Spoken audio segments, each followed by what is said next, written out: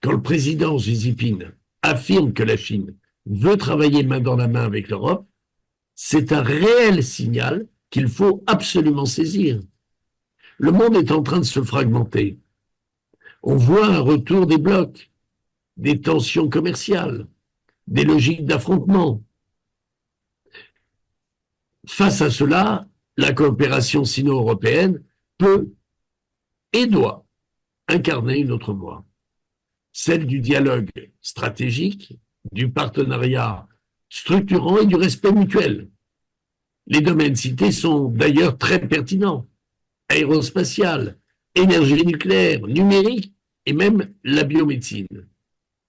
Ce sont des champs dans lesquels les deux puissances peuvent innover ensemble et avec des standards que je pense partagés.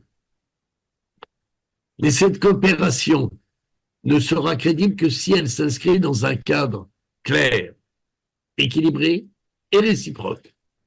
Je crois que la France a une carte à jouer dans cette nouvelle phase de coopération. Dans les domaines technologiques, bien sûr, on parle beaucoup du quantique, de la santé, du vieillissement, de l'intelligence artificielle, mais aussi dans des secteurs plus classiques comme l'énergie, où d'ailleurs les enjeux sont, nous le savons tous, énormes.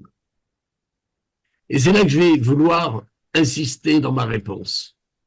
Nous sommes d'ailleurs à quelques mois des 10 ans de la COP21, qui avait été à cette époque-là un moment fondateur pour la diplomatie climatique. Et la Chine y a joué un grand jeu.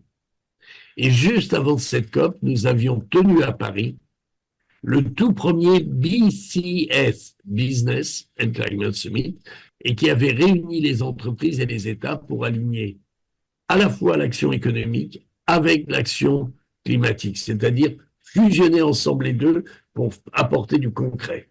En 2026, nous préparons et nous le mettons tout en place pour réussir et faire vivre une nouvelle édition du BCS.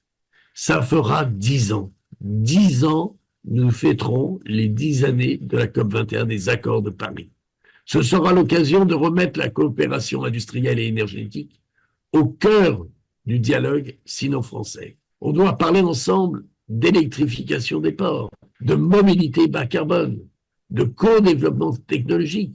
Tous ces sujets cruciaux de l'industrie et de l'économie seront dans ces échanges. Et je le dis clairement, nous inviterons la Chine à y prendre toute sa place.